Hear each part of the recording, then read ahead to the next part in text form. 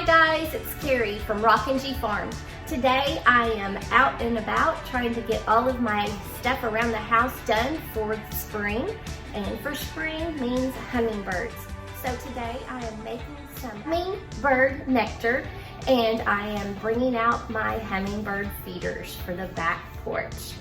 There are 2 ingredients that you need for your nectar for your hummingbirds. That is 4 cups of water and 1 cup of granulated non-organic sugar. So I'm ready to get my nectar started. So I'll turn up my heat. Right now I have 3 cups of water going into my pot. I'm gonna let that boil and I'm gonna add 1 cup of granulated sugar. So here's my 1 cup of granulated sugar and I am just going to put it into my pot and I'm going to let that mixture come to a boil so that the sugar will melt.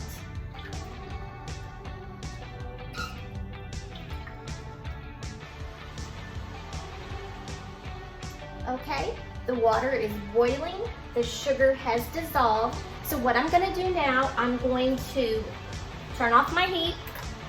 Always turn off your heat. Remove the pan from the heat source. I'm gonna just set it here and just let it cool down.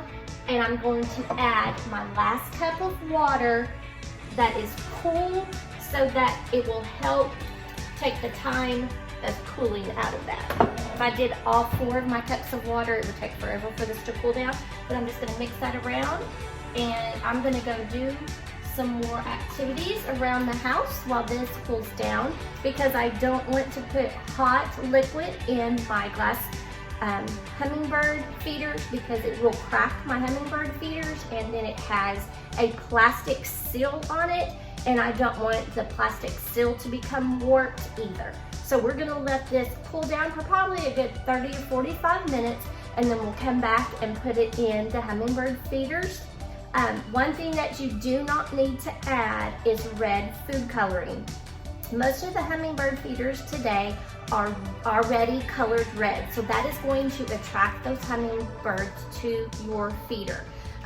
Red food dye is not good for the hummingbirds, so always try to buy red hummingbird feeders. Of course, some of them out there are not red, but I would encourage you to use the red hummingbird feeders so that you do not have to use red dye.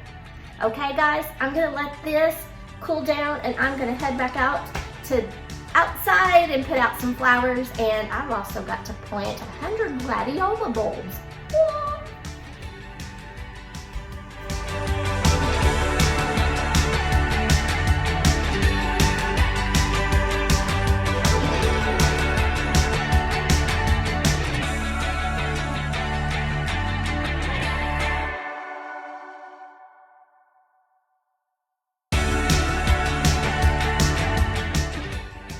Okay guys, I was talking a while ago and I videotaped myself pouring the nectar into my hummingbird feeders. For some reason, it turned my video sideways. So I'm just not gonna take them down and refill them, but I was just gonna let you know that when you do fill up your hummingbird feeders, try not to put quite so much nectar in the feeder because you want to make sure that you change the nectar out at least once a week because we don't want bacteria growing in that and making the hummingbirds sick.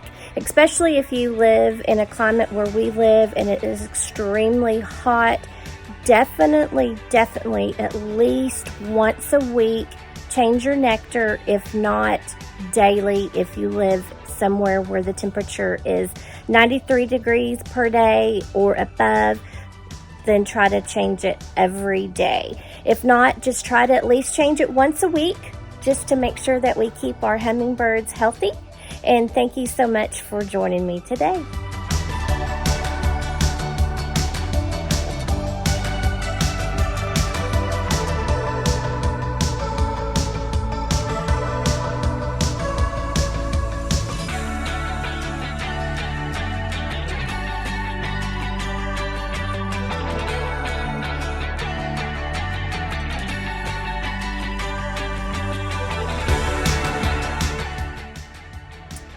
there we go, guys. My hummingbird feeders are ready for the 2021 summer season. Thanks for joining me today, guys, and make what you have beautiful.